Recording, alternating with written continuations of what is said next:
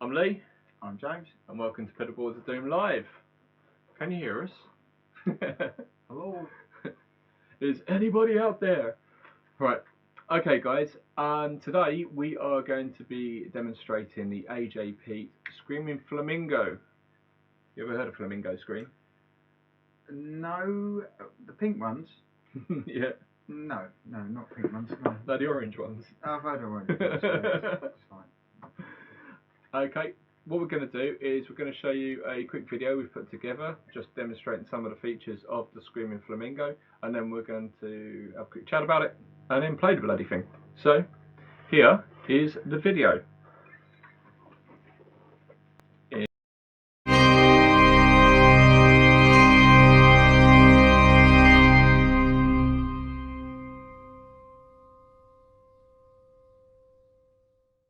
Thing is it? Oh no, there you go. You're on. Oh, mixed signals. Right, okay. This is a different type of overdrive. Ooh, it's not a tube screamer. Okay. Change. Yeah. Although it has got that in it, what you've effectively got here is 3 different overdrives. Now, we all know a little bit about stacking gain. So you take low gain pedal, take a high gain pedal, and you run one into the other, or vice versa, and you can get different effects. Now, what you usually do is you drop the gain on the pair of them because you're pushing them. Yeah? Is that what you call stacking? That's exactly what you call stacking. Now, what happens is the controls on one directly affect the controls on the other. What AJ Peat have done is they've taken 3 different overdrive circuits, run them in parallel, and you blend the 3. So it actually has 3 different op amps running in it at the same time, 3 different chips in it, professional. So 3 different chips in there, 3 different. Is that the microwave?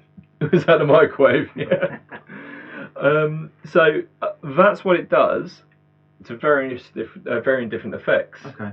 So you noticed that the overdrive circuit on it has quite a much more trebly than the distortion, didn't you? Yeah, when I was playing with it earlier today, yeah, I noticed the overdrive it had more treble. Like when I was balancing one way, like blending the 2 and sort of seeing if I went fully one way with one and a little bit of the other. The sound was quite interesting actually. You know, we're demonstrating in a moment. Yeah. You might notice that James is dressed like a movie star. This is because we have had a summer. We have, haven't we? I think we're still in spring, actually.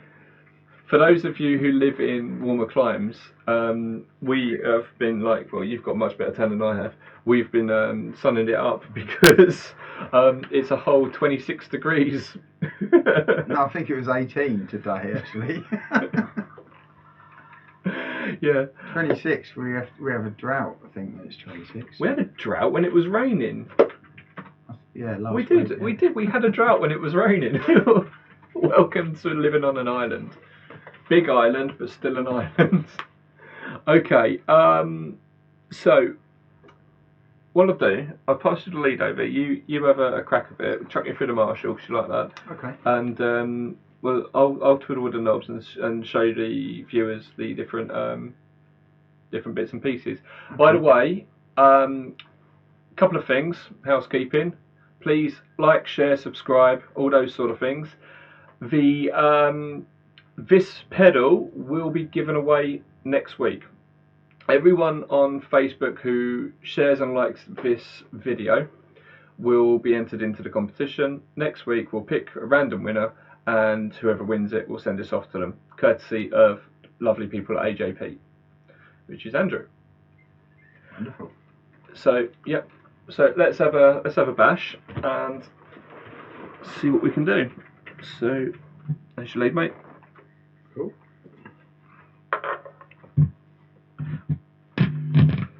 Give a clean sound for reference.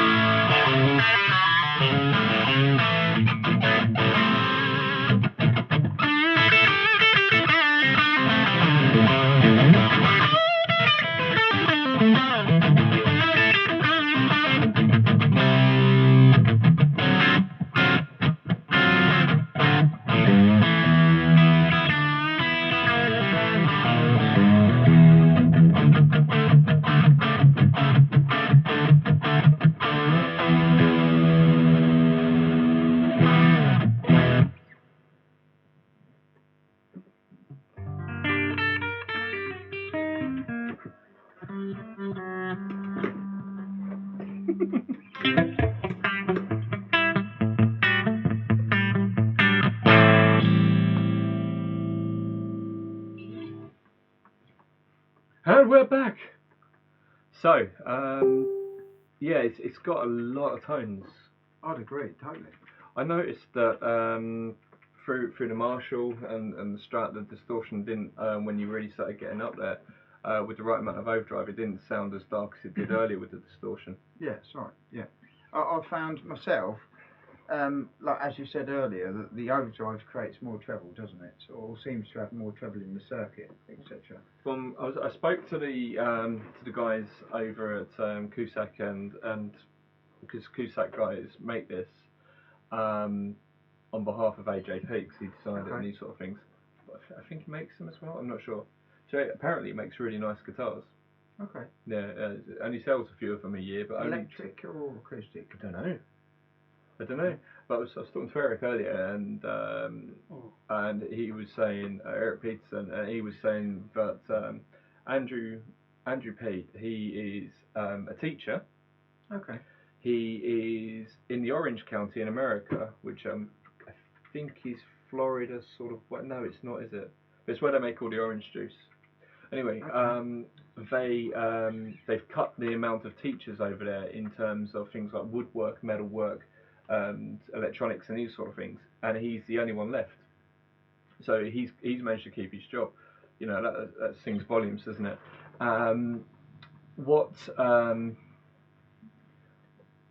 What he's been doing is building guitars. He teaches these guys in the woodwork, like the children in the woodworking scenarios, how to build guitars, which is great. He makes them build a guitar every year. But he builds about 3 or 4 guitars a year, and he only sells them to like really big names, right, who are classified. We've sold to some high profile people, haven't we? Some of our pedals have gone to big names, which is kind of cool. But yeah, he got in touch with John and over at Cusack, and they got down to talking about building pedals and these sort of things, and decided, you know, he had some great ideas, so let's do it. A lot of buzz coming from this amp. Fine. Sometimes that works. Okay, so shut up. Right. Okay, so that's the pedal. I think it's reminiscent of other pedals. Yes. You can hear how it's stacked. I think it's interesting that you've got the distortion and the overdrive together. I mean, as I think I said earlier, when I played with it, I had the overdrive on sort of, we're talking 10 o'clock, and the distortion on full, which I suppose is whatever time that is, 5 o'clock. Still learning. That's life. It was interesting, the difference between having the overdrive on minimal, the distortion on full, and then obviously going the other way. The sounds are quite, different. I suppose that's the fact that they're being stacked, and they are essentially different sounds, aren't they? And you're getting different blends of what the guys over at Cusack were saying to me is the overdrive effectively is almost like a preamp into the free signals. So by increasing the overdrive, it's feeding extra signal into all 3 of the different op amps. Oh, right. And that'll be why it's given a bit of extra treble here and there, because it's pushing the clarity. A bit like how I've spoken on different videos about how I use a compressor to push my signal into an overdrive to push the signal a bit further, and it gives you a bit more clarity and a bit more overdrive. So by pushing the signal via the overdrive, you're actually causing more gain, but it's not actually increasing the gain per se, you're increasing the signal. Right, okay. The distortion is what's actually increasing the gain, and the tone pot does whatever the tone pot does, obviously fattens it out, thins it out. We will be taking questions on this, so if you've got any questions along the way, pop them up. Yeah, go on here actually if you want it. Robin asked, can it be used as a push pedal on a dirty channel? Yeah, I'm sure it can. Let's.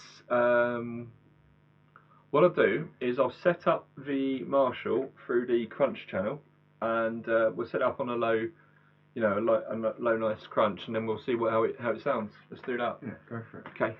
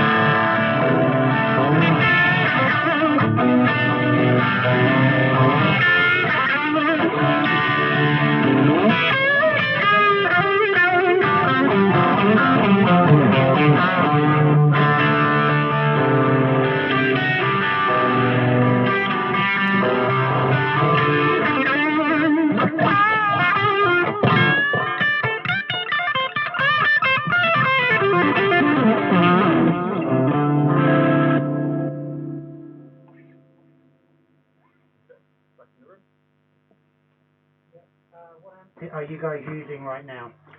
I would say, just answering that question, I would say that sounded really good. We didn't try that earlier. Did that clip at all for you guys? And the amp, just to answer the question, is JCM 2000 DSL dual super lead.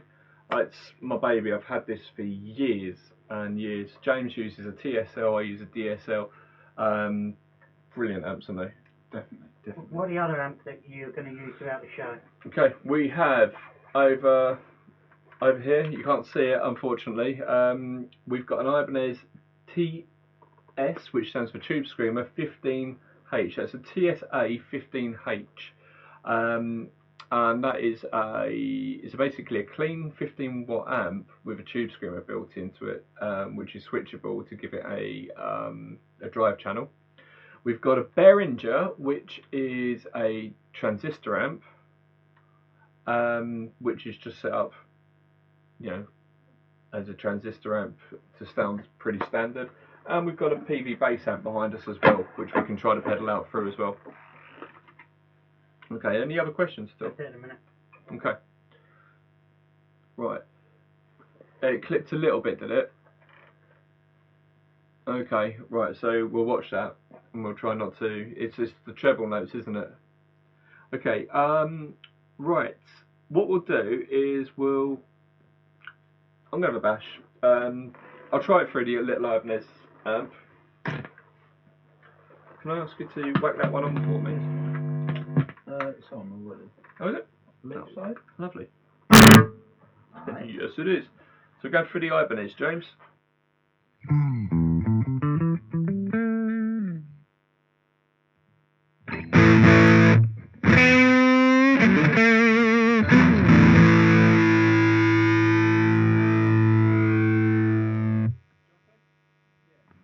Like I said before, what I would just try it on low overdrive and full distortion, and we'd just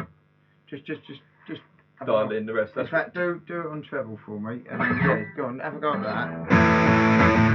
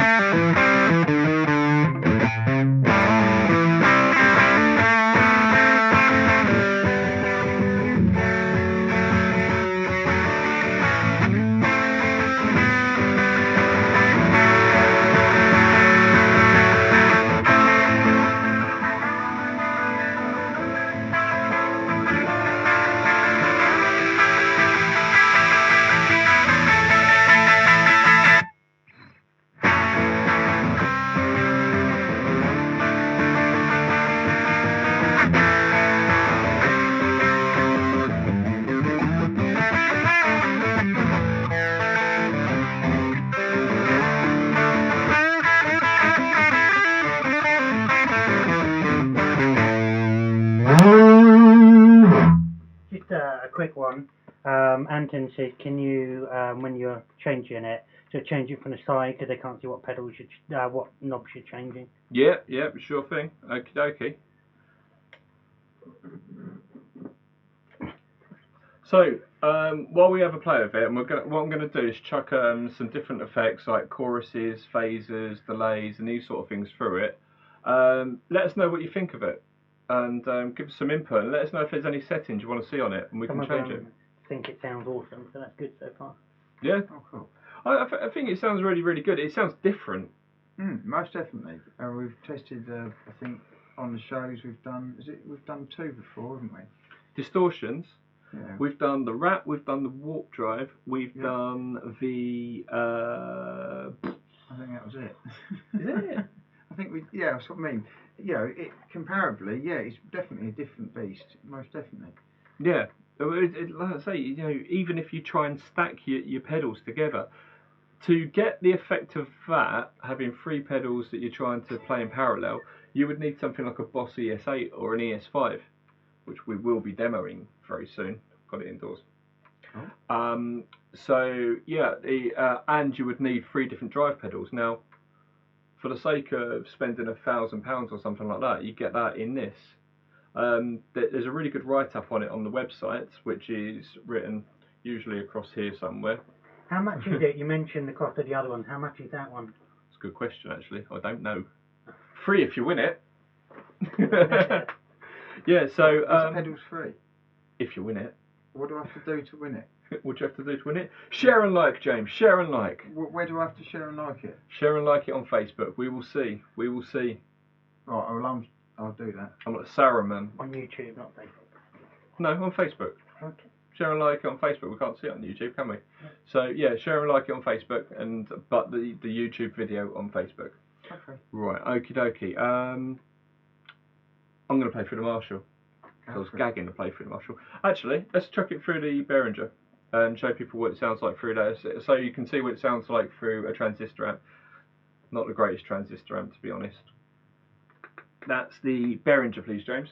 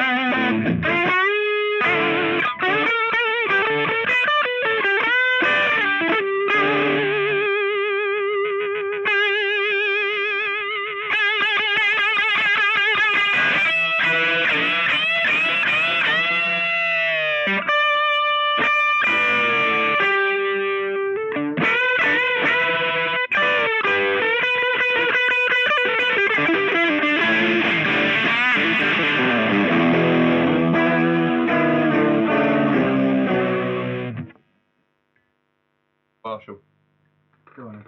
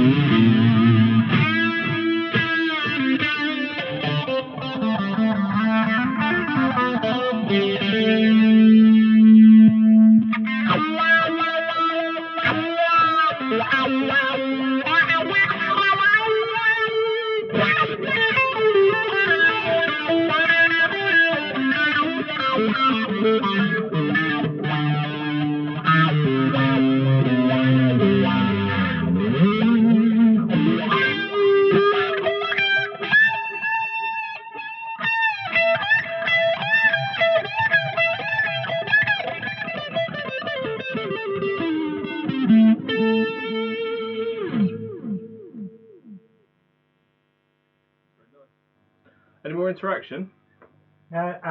People like the sound and the design. Generally, quite a few people like the sound and the design. We should mention a couple of things about the design. Let's pick that up. You can play in a sec, mate. Here. Okay, so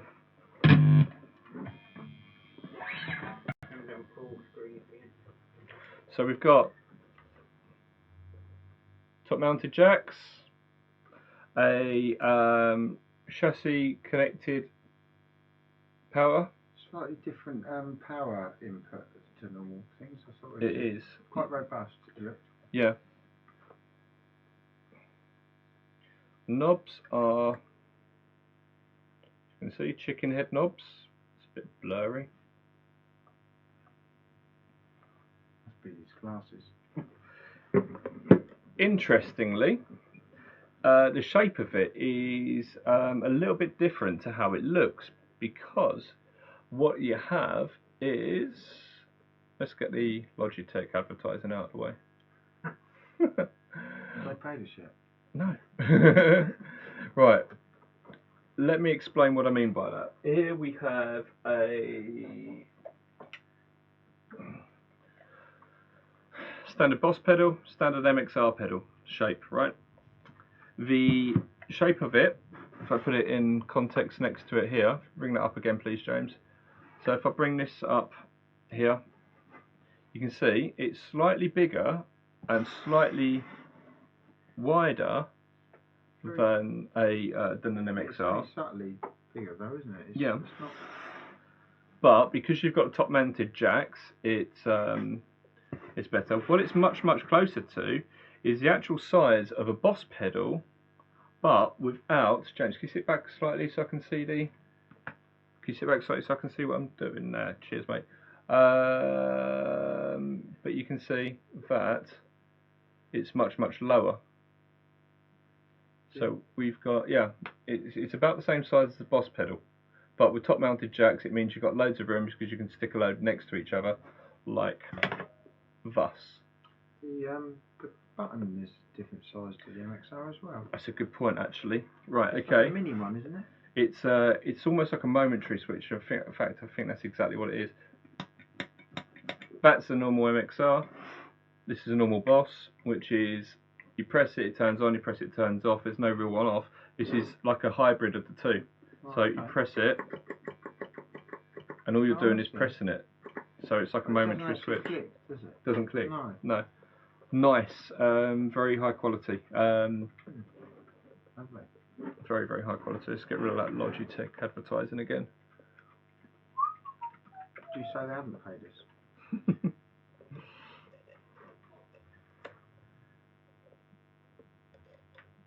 How is that?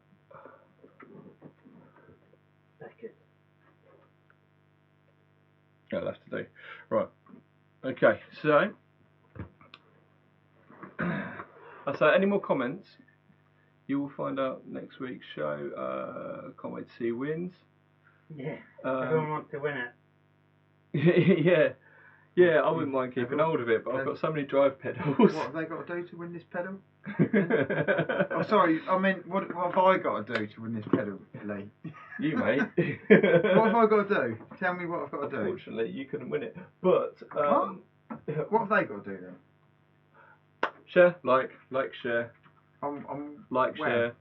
Tell everyone about this sexy guy, and this guy thinks he's a movie star who plays the Strat upside down, and how good they are at demonstrating pedals. That's all you got to do. Share us, like us. And they can win that pedal. And they can win that pedal. I'll show you about the box. Oh. So this is the box your pedal will come in. Screaming Flamingo. When you get it, it's all recycled cardboard, I'm assuming. When you get it, it comes in a lovely beat. Beat? This is now a beat. Oh, we cut. Cut. Yeah.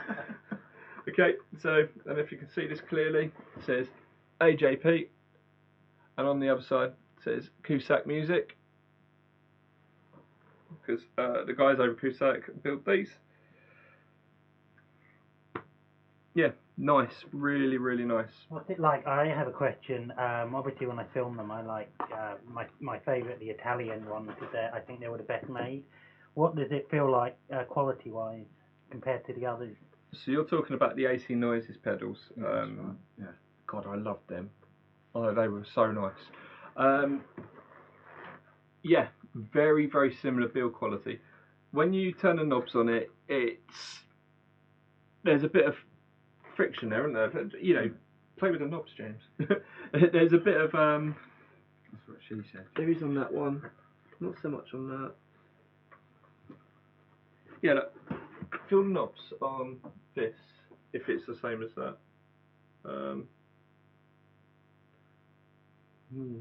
On this cell chorus here, they're a bit flimsy. Feel that, and then feel that. I agree with you. Personally, in my experience, I mean, I've only had a little bit of experience in pedals, but if you get a brand new pedal and the control knobs are sort of loose, I know that they're generally not good. The ones that are true are like generally have a little bit of stiffness to them rather than having loads of play. You know, that's in my personal opinion. You know, we've got an old Phase 90, so an MXR Phase 90, and a Boss CE2, which I've demoed a couple of weeks back now, and they, you know, they're old ones. The CE2 is the older one. I think it's a 90s Phase 90, ironically. And the knobs on them do feel easy to knock, and I've changed the settings on them accidentally loads of times. I'd say that's just age. I expect when you bought them originally, that was probably true. I don't know. I reckon maybe not. Maybe, well, I didn't buy them new though. But technology is advanced. So who's to say? I mean, I don't think I was even born when that CE2 was made. You know, has the process of manufacturing these components got better over the years? I don't know. Or is it still the same manufacturing process? Or I don't know. Depends where you get the parts from, doesn't it? And I suppose someone would argue it depends on what sort of metal, because you can source decent sort of metal, can't you, and cheaper metal, I suppose, when you're creating stuff. Be the alloys. It depends on what the alloys are mixed in with. We digress. Yeah, you can get differences, can't they? For sure. What's your favourite setting on it? Personally, when I borrowed it earlier, I liked this with the overdrive on about 10 o'clock and the distortion on full. You said that earlier, didn't you? Yeah, I did. Yeah. And incidentally, when you go reverse them, so you put the overdrive on full and the distortion on 10 o'clock or whatever, it's still nice, but like we was talking about earlier, where the overdrive creates more treble, you have to compensate. Or personally, you know, when I was doing my test, to sort of get it in around about the same ballpark. You play. I'll swap between the two sounds. Yeah, but you see what I'm saying, you know? Through the Marshall, please, James. Potentially, maybe the volume as well, but. Are you turned up?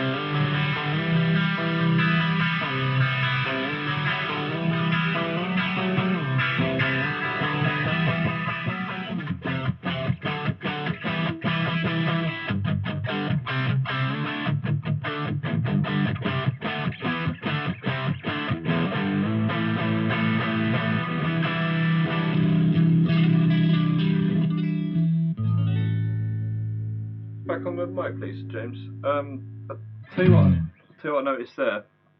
Since the amp started to warm up and the valves are really going, it pushes those valves harder with just the overdrive. Okay. Because when the overdrive was on full, The distortion wasn't actually doing that much. So the overdrive had taken over most of it, and I had to dial back the overdrive for the distortion to do anything. Okay. But it was still getting a lot of gain from pushing the amp. And that's what a tube screamer does, isn't it? It pushes the amp harder. So, but this is obviously so much more than a tube screamer. Yeah, it's interesting. For me, it's one of those pedals where there's a few really good settings on it. Really, really good settings, but you got to find them. Okay. Yeah, what do you reckon? Well, I mean, I've got lucky because I found my favourite settings as soon as I turned it on. But it's horses for courses, as all pedals. But yeah, I liked it with the drive on about 10 o'clock and distortion on full. For me, that was a usable sound. I know I say that all the time, but you know, because I gig constantly, it's just. Would you gig it?